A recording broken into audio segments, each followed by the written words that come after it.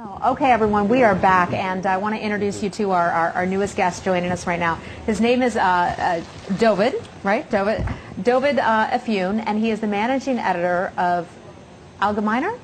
Algemeiner.com. We'll put it up on the screen so you don't have to listen to my botched pronunciation. It is the fastest growing Jewish newspaper in the United States.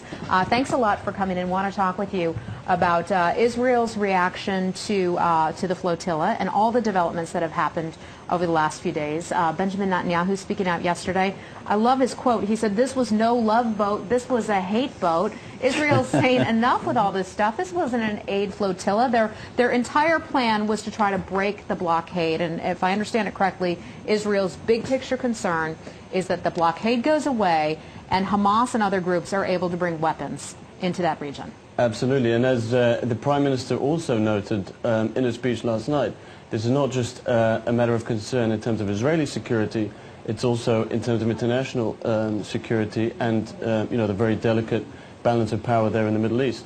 Effectively, the Hamas-controlled Gaza Strip is a base for Iranian operations in that particular area, which of course would be terribly detrimental if there was a free flow of weaponry into the Gaza Strip, not just for Israel but for the international community. Interesting. Another theory is that the peace talks were starting to go fairly well, and that Iran and that Hamas wanted to basically throw a big monkey wrench into it.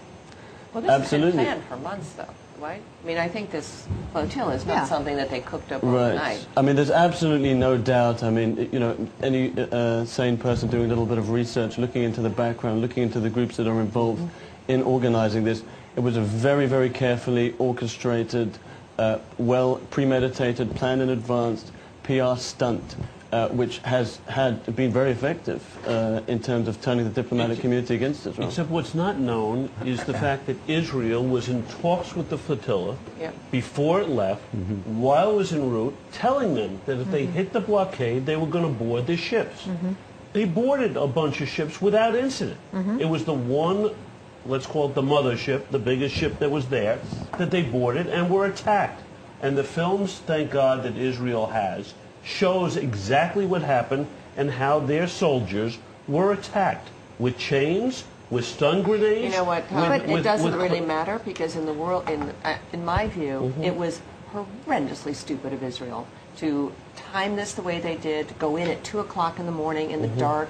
At night, things can go awry without anyone really knowing what's going on.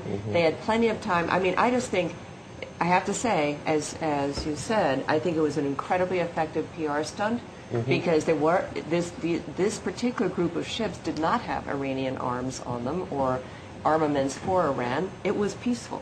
But and you I don't think know Israel, that until you board the ship. No, they already had. They hadn't. But Turkey and another country had signed off. Turkey is becoming a terrorist state. Well, look, and part of what Israel is saying, and I want to ask you it. about this, part of what Israel is saying is that the people who were backing this group were Al-Qaeda linked. Do you buy that?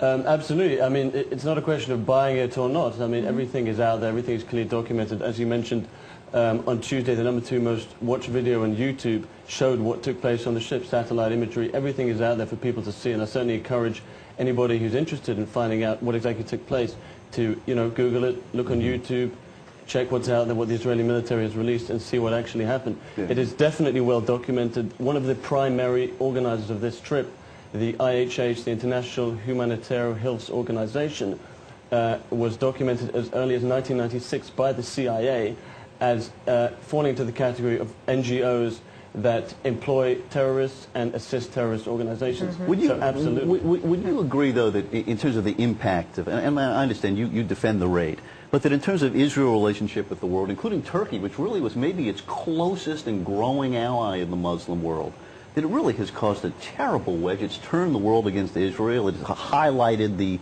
embargo against Gaza in a way that makes Israel seem very inhumane and overreacting. Would you agree that the politics have been kind of unfortunate from Israel's point of view? There's absolutely no question. I mean, it's an absolute disaster from an Israeli perspective. I mean, this is the worst thing that could have happened.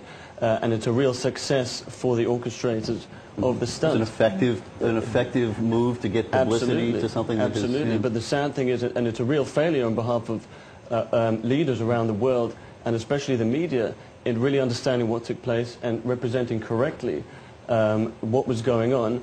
And, you know, the reaction to it should have been a little bit more cautious and a little bit more investigative, finding out what happened before you When we pass first judgment. heard about this story, it was over the Memorial Day weekend, and Americans are doing their own thing, you know, not necessarily paying a lot of attention to this story. But the initial reports came out were all very pro-Flotilla. Look what Israel did. This was so awful. This was so evil. This was so brutal. How did Israel then manage to get so far behind in a story and not put its version of events out there? Well, I mean, first of all, in terms of the way Israel usually handles these things, I mean, it's a subject of concern in general in Israel and throughout the Jewish community worldwide. They're just bad at PR? Israel's PR budget